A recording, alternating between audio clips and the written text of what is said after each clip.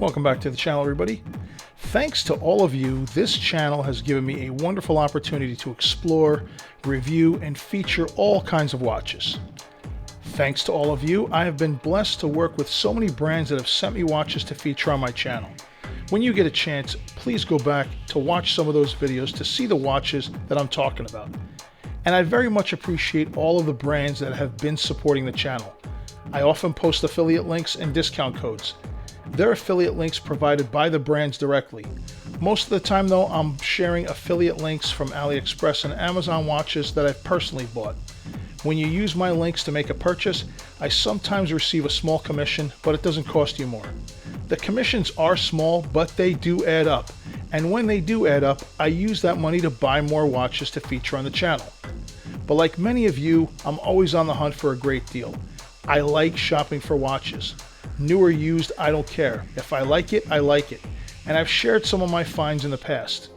eBay is going to be your biggest source by far, although I don't really buy many watches from eBay. This here is an Aragon DF45 with a black mother of pearl dial and tritium tubes that I found on Goodwill. It has an NH35 automatic movement and it's made with 31 tritium tubes. And I found this on Goodwill for just $101. This here is a discontinued Citizen Eco Drive with a perpetual calendar that I found on Facebook Marketplace. I think I paid somewhere around $150 or maybe just under $150 for this watch on Facebook Marketplace, but this is a watch that I've been looking for some time, and when I came across it on Facebook Marketplace for that price, I couldn't pass it up. Here's another watch that I just couldn't pass up. This Casio Edifice that I picked up for $149 at Costco of all places.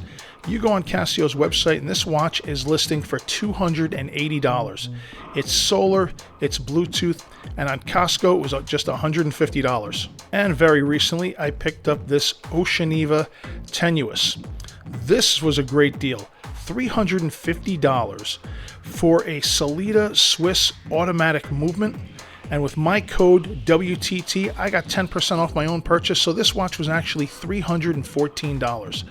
Oceaneva has a lot of watches on sale right now during their clearance sale, so definitely check out their deals. And of course I'll leave any and all affiliate links that I have so that you could hunt and find the best deals you can.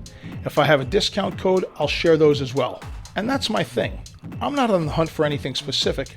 I'm hunting for whatever interests me and also what may interest you, my viewers. But it's mostly about me, really. However, in a few weeks, I'll be posting a video of 2 watches I bought solely to share with you. These were not for me, these were all for you. I bought these 2 dumpster fire starters of watches, so you never have to. Make sure you subscribe to my channel and turn on the notifications so you can see when this video drops. And these really are dumpster fires, or at least can start a dumpster fire with these 2 types of watches. I just thought they were fun and interesting, so I thought I'd share. Now my most recent score and why I'm making this video is to show you my new to me deep blue CalDiver 500m. I wasn't looking for one, but when I saw it, I wanted it.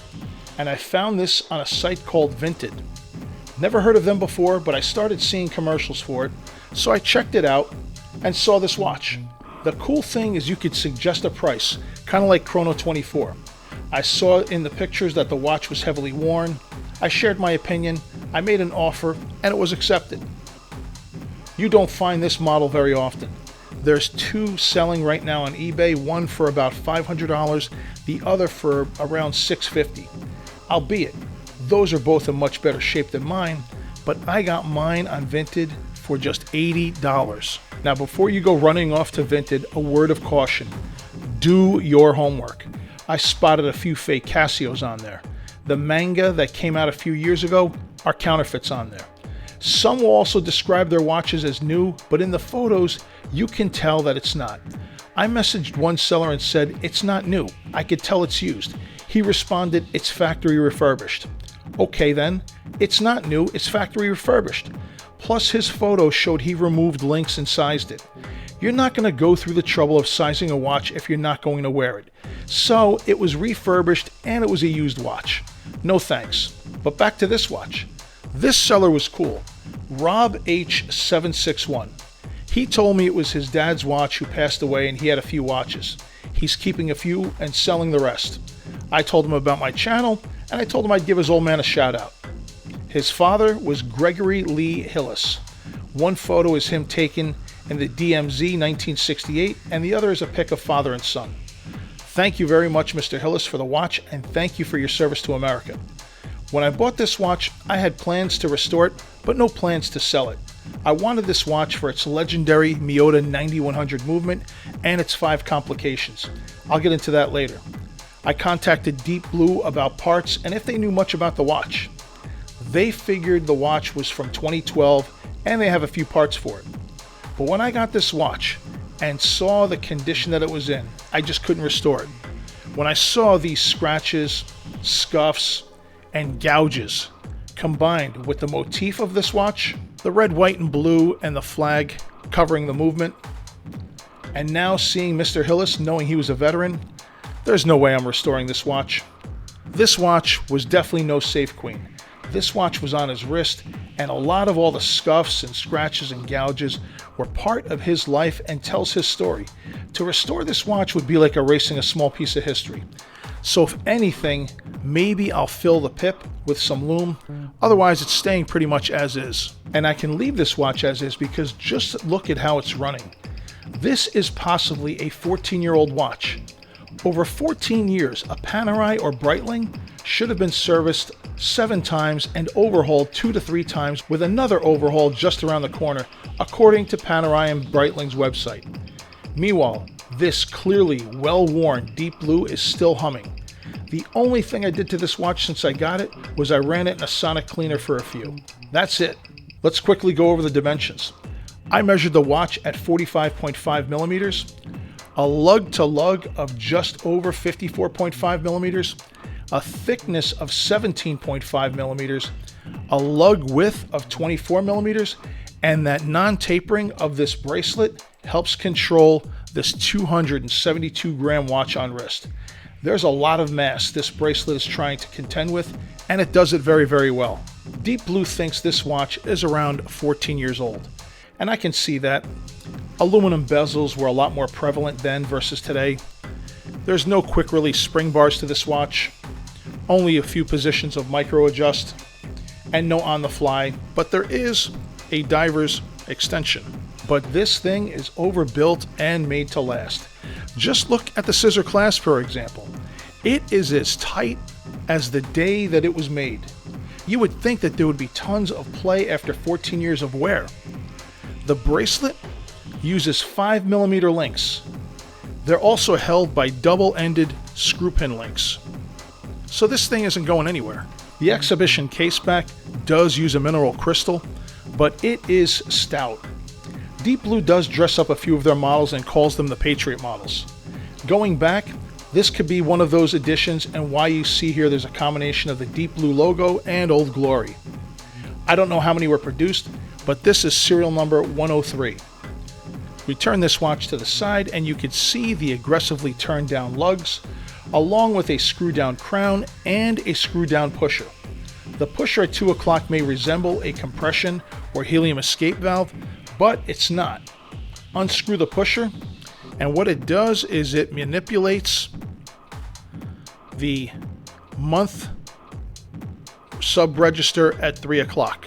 Unscrew the crown and pull it to its last position, and it will adjust the time as well as the 24-hour sub-register at 6 o'clock.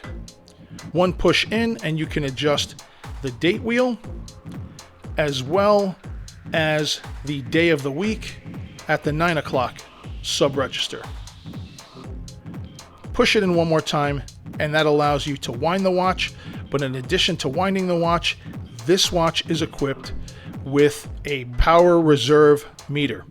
And by turning it, you can see that I'm giving this watch more juice. So whether you're manually winding it or wearing it, you could see from the power reserve meter just how much power you have left in the tank. And if you remember the Timegrapher, this watch was at half power. I really love everything about this movement and how it's incorporated into this dial. The white dial really allows the red, white, and blue subdials to pop. And speaking of pop, there's still some pop in this Lume after 14 years. Unfortunately, the pip at 12 is gone. I'll probably fill that with Lume powder and resin because I don't want to go searching for the right size and colored pip. So what do you think of my $80 find? As promised, I'll leave a few links where you might find a sweet deal of your own. Some brands out there are having some insane sales. I also want to hear about some of your favorite finds and where you found them, so leave a comment. I know I might be asking you to reveal your source, like your favorite fishing spot. Share that info and there go your trophy catches. And if you want to keep it a secret, I get it, but it's still cool to share what you got and for how much. And I hope you got some entertainment and value from this video. And if you did, hit that like button and please take a second to subscribe. Thanks as always for watching, and I'll see you in the next video.